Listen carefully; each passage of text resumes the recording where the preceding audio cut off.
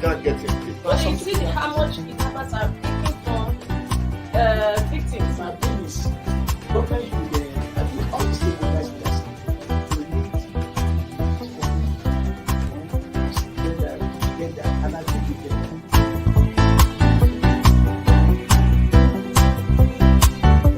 The 3% for the oil producing community is too low. So the support that is needed. And once you get the support, your energy will blossom. This is Nigeria. You need to give people sense of belonging.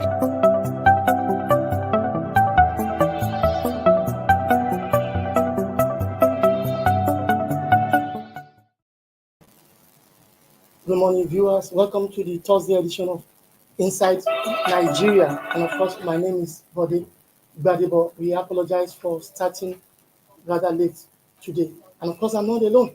I'm with leadership in-house analyst Paul Agbo. Paul, welcome to Inside Nigeria. Good morning, it's a pleasure to be here. Yeah, so sorry we have to unpick you. You know, there are days where some issues will be beyond one's control, and you don't have choice whether to follow things as they come. Exactly.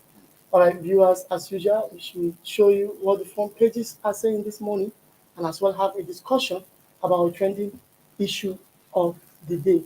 And of course, let's quickly start with Nigeria's most influential newspaper, The Leadership. On the front page of Leadership this morning, Constitution Amendment 3 months after State Assemblies foot drag over exercise. Constitution Amendment 3 months after State Assemblies foot drag over exercise. Yet to return 44 bills to National Assembly. They are taking after NAS members, according to Awal Musa Rafsanjani.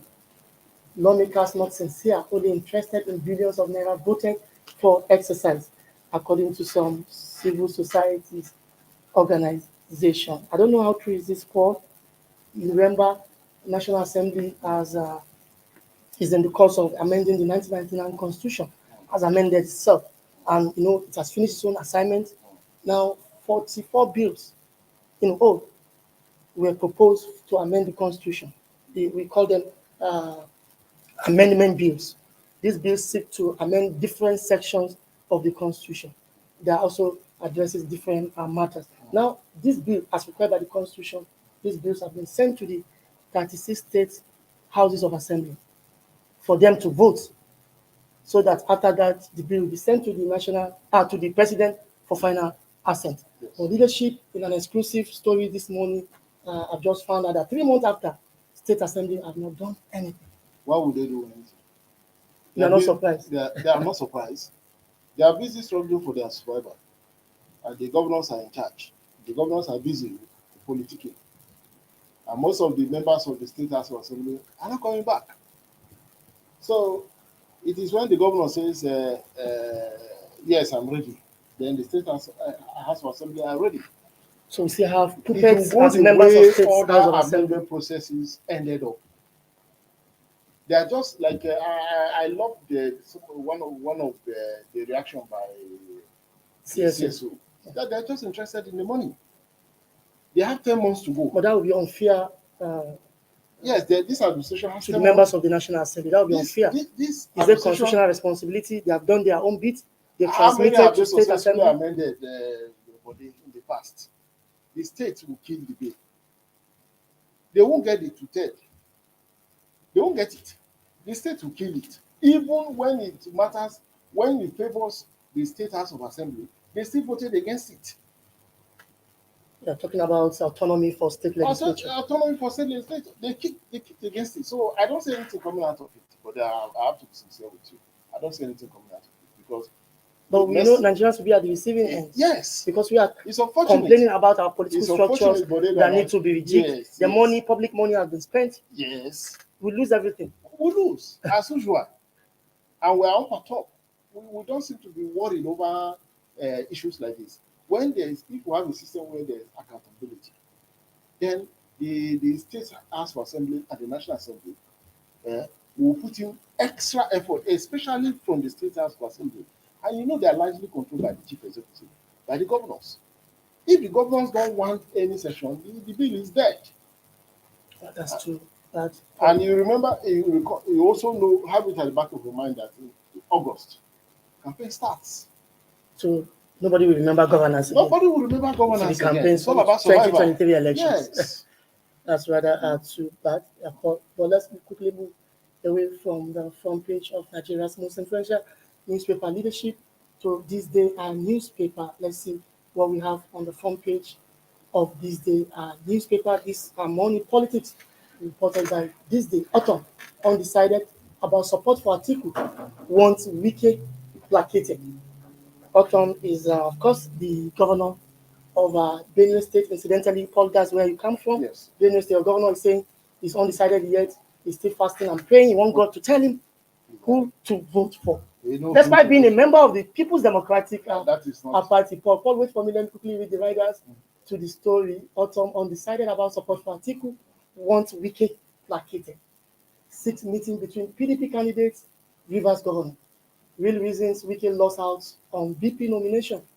Fayose explained why Wike won't support former vice president's ambition. And you know the former vice president is the PDP candidate for the 2023 election, Alhaji Atiku Abubakar. Someone is waiting for me to do justice to it, but quickly, let me hear your take, Paul. Well, this issue of Wike and Atiku and PDP is unfortunate. We know that Governor Otom is one of is a member of Wike School of Thought. Otom is a member of Wike School of Thought, and he's a strong supporter of Governor Otom's government. Though they've also had their own issues at the beginning of the administration of Otom. They had issues, but Otom is largely a member of Wike's School of Thought. And so Wike now has a School of Thought. Yes, he has a School of Thought. He has a good. He has quite a number of followers, big time followers. But it's unfortunate that the way Wike, the party, I don't want to use the word ended. The way the party handled Wike's issue as regards the presidency and the vice presidential ticket Nomination. Yeah, nomination. It wasn't okay. It wasn't okay by some people. Some people felt that look, the man that came second. No, you say by some people. What about by you? Did the PDP commit any blunder in nominating Ifeanyi Okowa as running mate to Atiku Abubakar? It's within the rights of the presidential candidate to choose. His running mate. His running mate. I think constitution is allowed. Paul, before I bring in a stakeholder from the People's Democratic Party in Rivers, let me quickly show what we have on the front page of the third newspaper on our menu this morning, the Guardian newspaper. On the front page of the Guardian, you can see the photos of the stakeholders, the gladiators, and the rest of the rumpus in PDP over calls for Ayu's removal. Wike's shabby treatment. Issues are coming up now. Yes, a lot of issues are being. Some people are not happy with Ayu is managing the party. And they said Ayu took a position in favor of Okowa. Rumpus in PDP yes. over calls for Ayu's removal. They want his head. Wike's shabby treatment. I don't know whether Wike was truly shabbily treated or not. But then, let me see the riders. I remain PDP's national chairman. Ayu insists. PDP stakeholders disagree on calls for Ayu's resignation. 11 governors absent from Osho Campaign Council's inauguration. Now, this is another serious pointer. Fayose tacitly declared support for Southern president, even when his party has a northern candidate. Atiku insulted Wike by sending emissaries, says Autumn. Lamido, PDP made Wike must save him from his anger.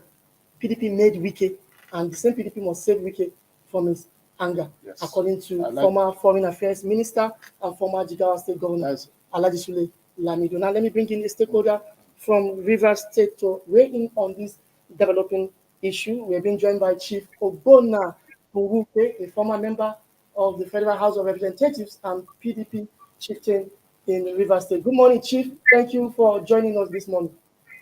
Good morning. Thank you, sir. Now, you've seen what the papers are saying this morning. I don't know whether you believe these are true reflection of what is happening in your party or not. I think that we are faced with some challenges as a party. People are speaking up over the way the party is being run, the way issues are being decided, and quite a great segment of the party figure that there is an attempt to demasculate them.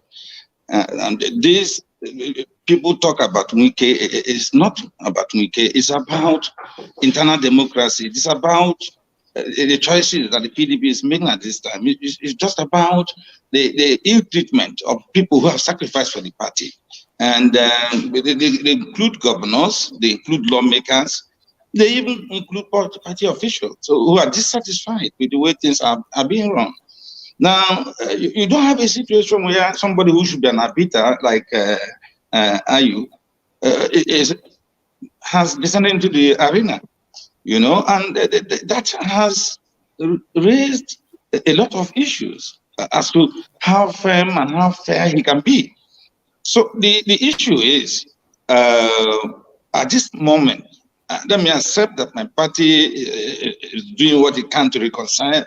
Let me accept that we have one of the best conflict mechanism tools ever in Nigeria when it comes to political parties. But I can say to you that there are rough edges. They've not been properly trimmed. And so what you are seeing in the papers, yes, reflect to a large extent what is happening. And what you are seeing in the party shows you that a large segment of the party, if we were to look at the convention results, regardless of what happened last moment, they were not able to create the impact that they wanted in terms of disgracing Wike. So what that means is there are people in the party who agree strongly with Wike and agree with what they see as abuse of an internal democratic arrangements within the party. All right, Chief Nwuke, I want to ask you a very straightforward question, a frank question, Chief. Now, must it be Wike for PDP to remain united and win the 2023 presidential election? Must it be Wike? Not exactly. That's the point I'm making. Perhaps a lot of people are using Wike as a point of contact. This issue is not about Wike. It's about internal democracy. It's about basic principles within the party. Recall that the party, Article 7 says clearly that farmers should rotate. And fortunately, unfortunately, let me say that perhaps we have gone beyond that. But it's still something that you cannot forget, that the PDP had to eat its own words when it came to the issue of respecting its own constitution. Now, the fact is, it shouldn't be Wike. It shouldn't be about Wike. But Wike has become an established voice within Nigeria's polity and has got a lot of followership, and the fact is, those who come to equity, as they say in law, must come with clean hands. And you can see Wike has been silent for a long while, perhaps reflecting over the issues, perhaps consulting with his supporters. And but one thing you should take home is that Wike has said no matter what happens, he's a party man. He's going nowhere. I think we should take that clearly as we have this conversation. All right, Chief Nwuke, you are a senior member of the People's Democratic Party, former member, Federal House of Representatives. Now, let me read a part of your Constitution, Section 3, subsection C, which former Governor Ayo Fayose alluded to yesterday, which provides that the party shall pursue its aims and objectives by adhering to the policy of the rotation and zoning of party and public elective offices in pursuance of the principle of equity, justice, and fairness. This is very, very, very, very clear. Now, these stakeholders, you heard what Ayo Fayose said yesterday, that it has to be Southern president in 2023 or nothing. Now, they were there when the party threw the contest open. They were there when the party held the primary election. They participated with other contestants from other parts of the country. Now, what do you think informed this sudden change that the party is no longer fair? Well, frankly, within the context of our democracy, there's always been this notion of power sharing, power rotation. And where I come from, there's if one side of this jaw chews and this other jaw does not chew, the entire jaw is angry. Now, whether we like it or not, we've had 8 years of northern rulership. With due respect, I hate to discuss in terms like this. And if we were to follow the PDP constitution bumper to bumper, then what will happen at this point in time is that power should be in the south. Don't forget that Ayu, who is chairman, is, with due respect again, from a part of the country. And then you come again and you don't see the presidency in that part of the country. Now, are you fair? Are you just? Are you equitable? The answer is no. And here, which is what Ayu, Fayose, for example, is referring to, that look, it's the turn of the South.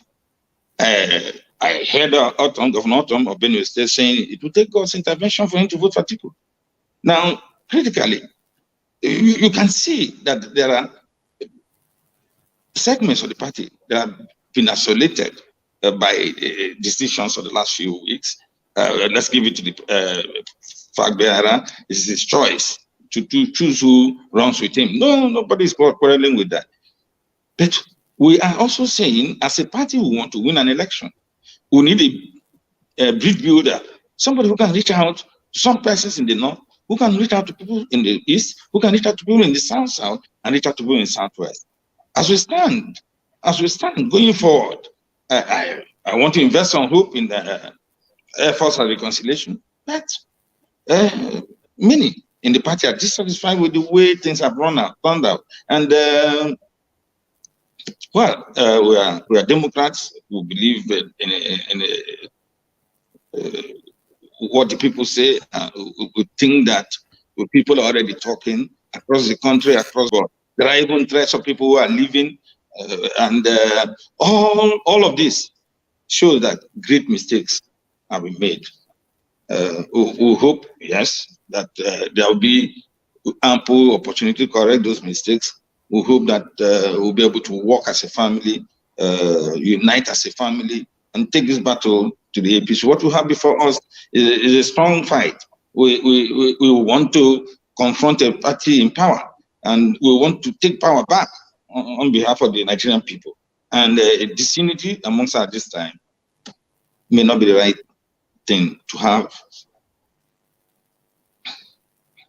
All right, Chief, you have about 8 months or so to the 2023 general election as we speak. So, talking about taking over power from a ruling party. So, how do you think these mistakes you talked about can be undone for your party to win the election? Look, we do have amongst us people who are patriotic, who love Nigeria, who think that we have had a raw deal this last 8 years in the hands of the APC. There is no doubt that if we were to put our cards up on the table, we were to be convinced about the sincerity of purpose of those who are having a conversation at this time, who are trying to mediate, who are trying to negotiate, then it becomes easy. It will be easier to reach certain conclusions that will be in the best interest of our great party. But in times like this, you need father figures who just tell themselves the truth. If Atiku knows he's made a mistake, it's not too late to say, look, I'm sorry. If it's something, of course, there's a window of substitution, for instance, if it becomes an issue that must be advised. But we are saying that all of the things that have happened, the party caucus leaders met and decided that, look, for us to have inroads and for us to work together as a team, let's take this gentleman, Governor of Rivers State, into reckoning. Their voices were drowned by those who thought that setting up a committee. Why did you set up a committee? Then why did you seek advice? We agree that the Presidential flag bearer has a right to choose who to work with. He should have done so. It was within his purview, within constitution for him to do so. And so to appear to be liberal, and then to ignore the voices of those who have spoken, who are party leaders, who had party interests at heart, who had a picture of what the country looks like before them. For me, it was the wrong thing to do. All right, finally, Chief Ogbonna Nwuke, let me ask you, as part of effort to actually mend fences, I remember the presidential candidate of your party, Atiku Abubakar, visited some persons, some stakeholders and chieftains of the party before he traveled out of the country. Among them was your governor, Nyesom Wike, who was the runner-up in the PDP presidential primary. And I also learned a mystery was sent to him. But yesterday, we had a governor friend of Wike saying, well, it was an insult for Atiku to send emissaries to Wike instead of meeting him personally. I recall he met him immediately after the primary. So I want to ask you whether your governor is overreaching himself or not in the whole of this matter. How can you say his origin when he's not even spoken? The issue is very clear. But people who are watching, who are active in the political process are saying something has gone wrong. We shouldn't be encouraging the buck stops at the table of the president, whoever it be. And then you have a president who is sitting on committees hiding behind a mask. Does it really make sense? It doesn't. You should be man enough to step into the ring and lead. That's what it takes to be a leader. And hiding behind some quashy arrangements that you don't even believe in, it isn't the best thing to do. Yes, I agree with Governor Autumn that it's rude for a flag bearer of the PDP, who is a party person, who knows the way to Wike's house, send emissaries. Emissaries to do what? Then tomorrow you say that what the emissaries reached, understanding they reached where they don't have your backing. The same way the decisions reached by the party organ at the highest level didn't matter to you. So it doesn't make sense. He should step forth. He should be able to have a conversation, a decent conversation, eyeball to eyeball. That's what it takes. And Autumn, Fayose, and others who are saying no at this time have a right to do so. It may not have anything to do with my governor directly, but I think they speak on the part of truth. They speak on the part of inside knowledge about what is likely to happen if utmost care is not taken. Many thanks to you, Chief Ogbonna Nwuke, a former member of the House of Representatives and PDP chieftain from Rivers State, who joined us live from Port Harcourt. Many thanks to you, Chief, and we hope to see more of you whenever the need arises. Thank you so much. I do appreciate it. And do have a great day. Thank you, sir. Enjoy the rest of your day. So you had a stakeholder, former member of House of Rep, chieftain of the People's Democratic Party. Your take? What I see here is it's like Wike is being, sometimes politicians don't take decision until they are being pushed by their followers. Prodded by some person. Say, no, you can't keep quiet. You can't keep quiet. You can do this. You can do this. You have to. You are one of the biggest donors. The party. Why should you be pushed aside? I recall when Atiku went to visit Wike in Abuja here, and the way Wike proceeded, he gave him, accorded him that respect. You've been there. You were governor when we were still boys, and you were vice president, and you have been contesting. It's not easy to be a presidential candidate in this country. So I don't know what the people of Wike camp are looking for. Maybe perhaps it's just they just sat down and say, look, we have to fight back. What are you fighting? You have made so much pronouncement. You who are said vice president, vice president position.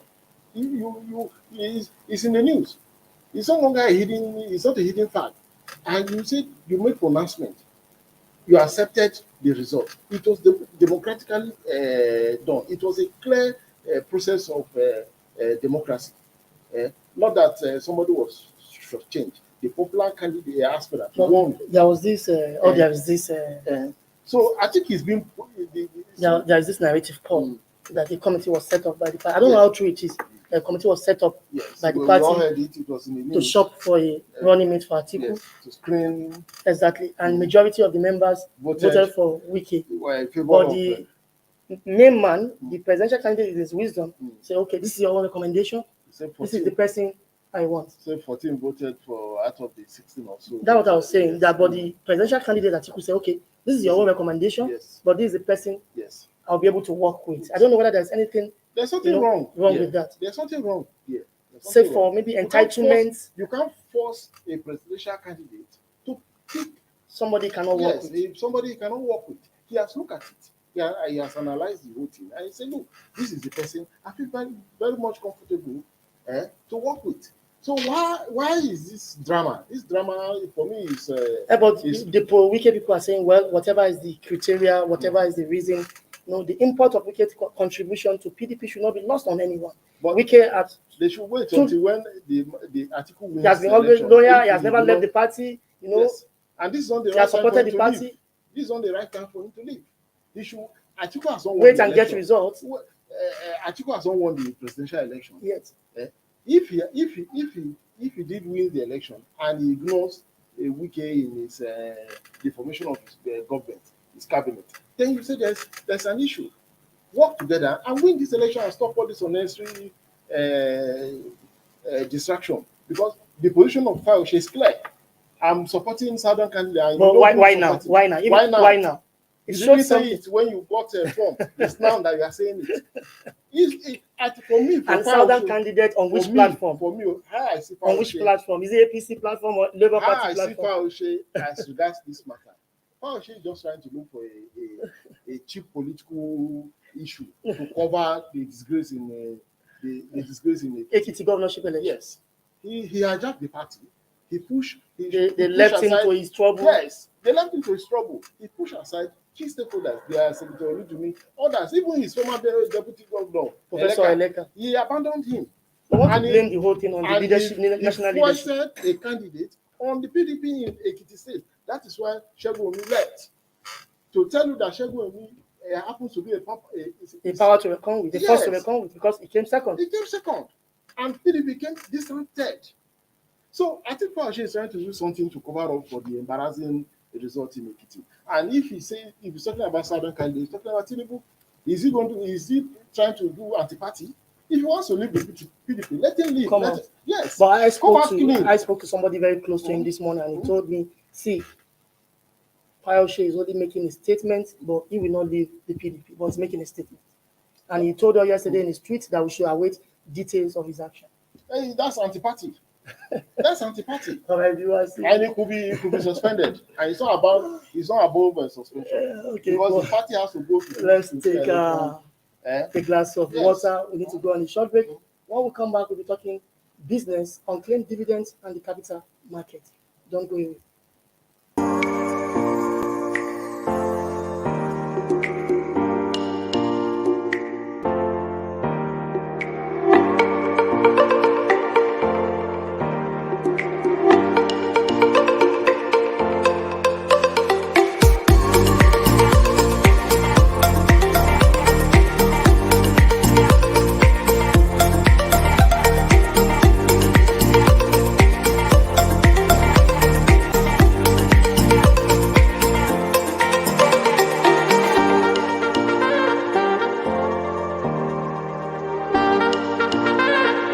For sponsorship and advert placements, please contact 080-3688-6158. Last Word Leadership Podcast Studio. You have the last word.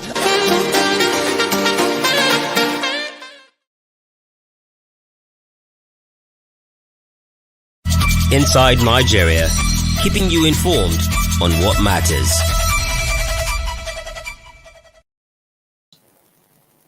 Welcome back. It's still Inside Nigeria for this Thursday morning, June 30, 2022. And of course, I still have me in the studio and in-house analyst Paul Agbo, who has been helping us to dissect the front pages. Now, let's see what we have on the last paper on our menu this morning, and that is our sister publication, the National economy, on the front page of National Economy, unclaimed dividend compound investors rose, rise by 178 billion naira in 23 years.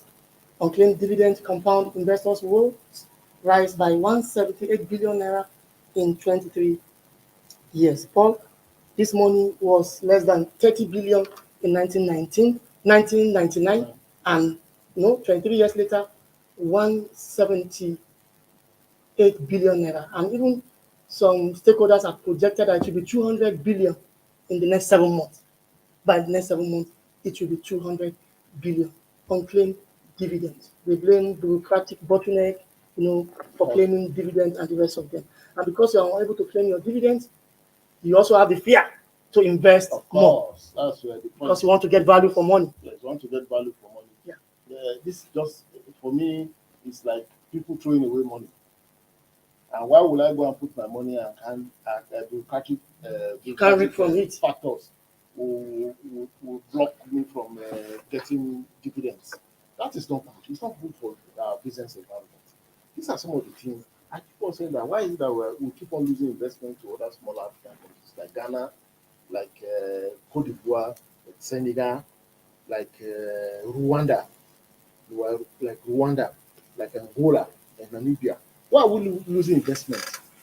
When you say bureaucratic bottleneck caused by law regulators and agents alike, that is government. That's government agents. But an agency like the Security and Exchange Commission, SEC, will not take this blame. Yeah, they said they are doing everything to reduce it to zero. When you have about 108 billion and projected to be 200 billion so in the next 7 months. Now that dividend, the person that did not get his dividends 10 years ago, 5 years ago, and if you are giving him the money, not that you are going to add more money, the value of naira keep on depreciating. Exactly. Today, naira is about 615. 5 years ago, it was less than that. And my dividends then, take for instance, my dividends is 50 million. 50 million 5 years ago. It has lost considerably its value in today's market. So that is not good for business. The blame, I put the blame squarely on the doorstep of government. You want people to come and invest, and you have bottlenecks, bureaucratic bottleneck, not from the private sector, bureaucratic bottleneck by agents of government, caused by agents of government that's supposed to make ease of doing business fantastic. But it's like saying, look, don't come to Nigeria.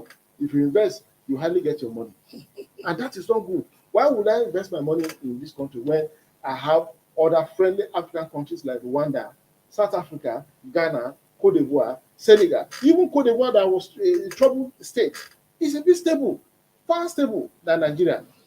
That is not good for our economy. And something has to be done drastically by the president. Not only the Minister of Finance, by the president. You don't have about 178 billion of people's money stuck somewhere. So who is enjoying it? Somebody must be enjoying it. How dividend to after investing? That should be your sweat. You are reaping from your investment, and somebody is holding it. That is not good for business. But a lot of initiatives, have been introduced by regulators like SEC, Security and Exchange Commission, called e-dividends, how you can actually get your dividend from the comfort of your house, log into the internet, provide necessary details, and collect your money. So why is it not being most of these things are actually... Yes. Why is the money still there? It's increasing. Exactly. And look at what the report said, that in the next 7 months, it will likely hit 200 billion. Round up to 200 billion. And that is not good for the economy. For the economy, exactly. Yes. And Paul, we should also be concerned about the safety of this money. Sorry, some of these investments were done by even retirees. People who are going to retirement. So they can't enjoy the benefit They of their can't money. enjoy the benefit of their money. Some of them are even dead. But, some of them are even dead. So it's not good.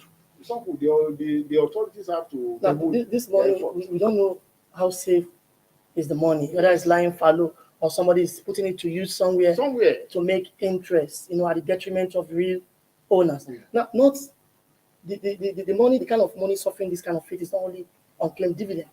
There are money lying fallow in bank accounts. Yes. Millions of bank accounts. Dormant accounts. Yes, they call it dormant. And some people. There was a time government said it will set up a trust fund where this money can be pulled together and government can borrow from it, use like they use pension money. They borrow from pension money, return back for infrastructural development. But yet we don't know how what stage has this idea reached.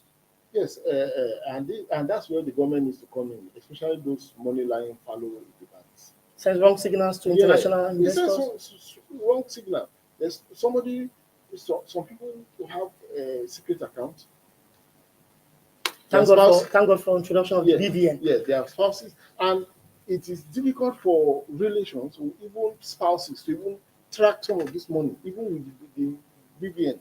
Once the original account holder is no longer there, it's difficult.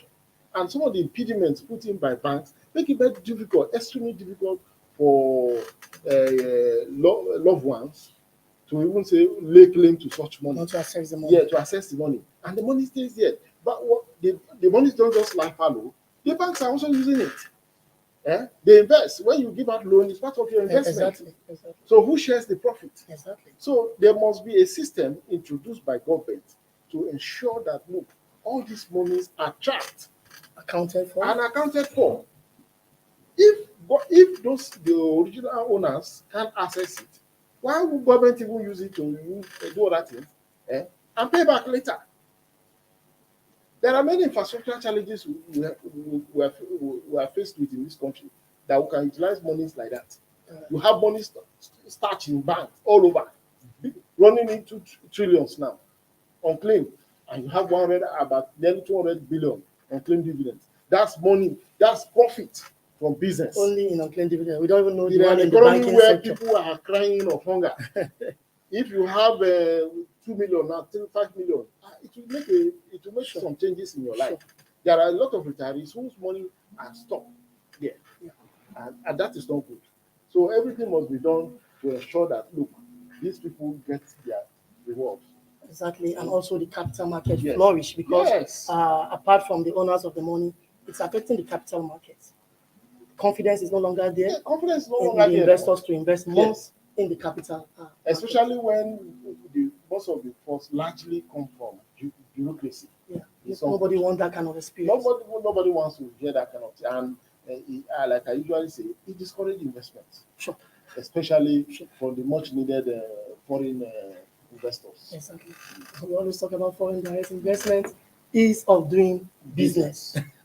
All right, many thanks to Paul Agbo joining this morning, leadership news analyst, to dissect some of the stories on the front pages, and to Chief Ogbonna Iwuke, a former member of House of Representatives and PDP chieftain in Rivers State, who also joined us live from the Garden City of Port Harcourt. Many thanks to you. That's the size of what we have for you today.